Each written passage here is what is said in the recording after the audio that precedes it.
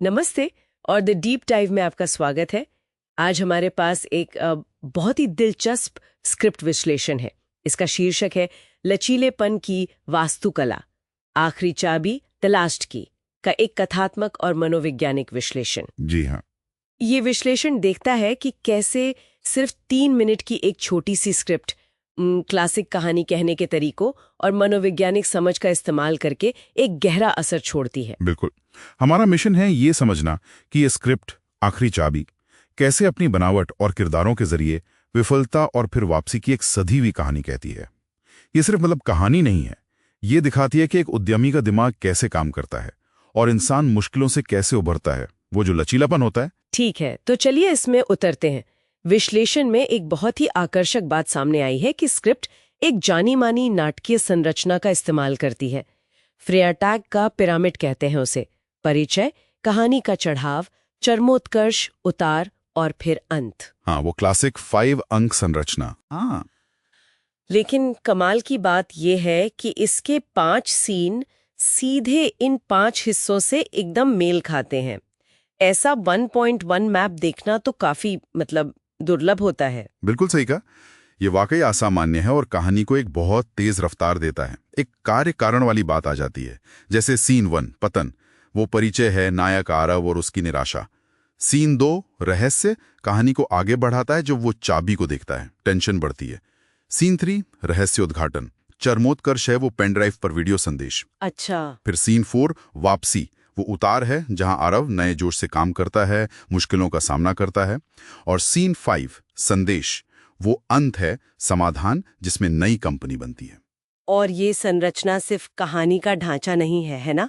इसका तो गहरा मनोवैज्ञानिक मतलब भी निकलता है। बिल्कुल, विश्लेषण यही बताता है कि सीन 1 में आरव की जो निराशा है वो सिर्फ उदासी नहीं है, ये वो खास शोक और पहचान का संकट है जो अक्सर बिजनेस फेल होने पर संस्थापक महसूस करते हैं, क्योंकि उद्यमी अक्सर अपनी पहचान अपने बिजनेस से बहुत गहराई से जोड़ लेते हैं, है ना? हाँ, बिल्कुल। और दिलचस्प बात यह है कि बाहरी प्रेरणा, जैसे टीवी पर कोई स्पीकर बोल रहा है, वो उस पर असर नहीं करती, क्योंकि असली समस्या तो अंदरूनी है। तो फिर असली बदलाव कहाँ आता है? वो मोड़ कहाँ है? वो आता है सीन 3 में, उस पेनड्राइव वाले वीडियो से। और देखिए, ये कोई ज्यूस एक्स माकिना नहीं है, कोई अचानक से मिला पैसा या बाहरी समाधान नहीं है। अच्छा। ये एक मनोवैज्ञानिक समाधान है।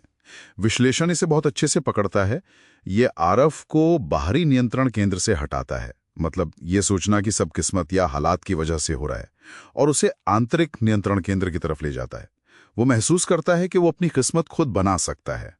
ये उसकी क्या कहते हैं, उद्यमिया आत्म प्रभावकारिता, अपने ऊपर यकीन को फिर से जगाता है। अच्छा, वो दिल में आग वाली बात जो स्क्रिप्ट में है। हाँ, वही। ये पैसे की विरासत नहीं, बल्कि एक सोच और हौसले की विरासत है, प्रतीकात्मक है। और वो आखिरी चाबी, वो क्या चीज है फिर? विश्लेषण उसे क्लासिक मैकगफिन कहता है। सही कहा। मैकगफिन एक ऐसी चीज जो कहानी को आगे तो बढ़ाती है, लेकिन उसका असली महत्व उस सफर में है जो वो शुरू करती है, ना कि खुद उस चीज में। अंत में चाबी आरव की बदली हुई पहचान और उसके लचीलेपन का प्रतीक बन जाती है। और एक और बात, स्क्रिप्ट बड़ी चालाकी से मनोवैज्ञानिक थ्रिलर वाले तत्व भी इस्तेमाल करती है, जैसे वो टिमटिमाती बत्तियां, खाली उजाड़ सा दफ्तर। हाँ, वो माहौल। हाँ, वो माहौल आरव के अंदर की उथल-पुथल और घबराहट को दिखाने के लिए है। विफलता का अनुभव अंदर से कई बार एक थ्रिलर जैसा ही लगता है। तो ये सब मिलाकर कहानी हमें क्या बता रही है? इसका मुख्य संदेश क्या है? मुख्य संदेश ये है कि जीवन की चुनौतियां, जिन्हें स्क्रिप्ट परीक्षा कहती है, वो अक्सर खुद को बेहतर जानने और आगे बढ़ने का मौका देती हैं। वही असली खजाना है। स्क्रिप्ट ये संदेश बहुत सीधे तौर पर देती है ना? कुछ लोग कह सकते हैं कि ये थोड़ी सी ऑब्वियस है। हाँ, कह सकते हैं, लेकिन इतने छोटे फॉर्मेट में ये सीधापन शायद जरूरी है, ताकि बात दर्शकों तक साफ साफ पहुंचे, खो ना जाए कहीं। और विश्लेषण ये भी कहता है कि प्रेरणा देने वाली कहानियों में दर्शक अक्सर एक तरह की पूर्वानुमितता की उम्मीद करते भी हैं और उसका मजा भी लेते हैं। उन्हें पता होता है कि हीरो वापसी करेगा, मजा इस बात में है कि कैसे करेगा। ये बात तो है। तो संक्षेप में कहें तो ये विश्लेषण दिखाता है कि आखिरी चाबी स्क्रिप्ट कैसे एक बहुत कसी हुई संरचना, मनोवैज्ञानिक गहराई और चतुर प्रतीकवाद का उपयोग करके उद्यमिता में विफलता और लचीलेपन की एक छोटी लेकिन असरदार कहानी कहती है। एक साधारण सी चाबी वो अंदरूनी ताकत का एक गहरा प्रतीक बन जाती है।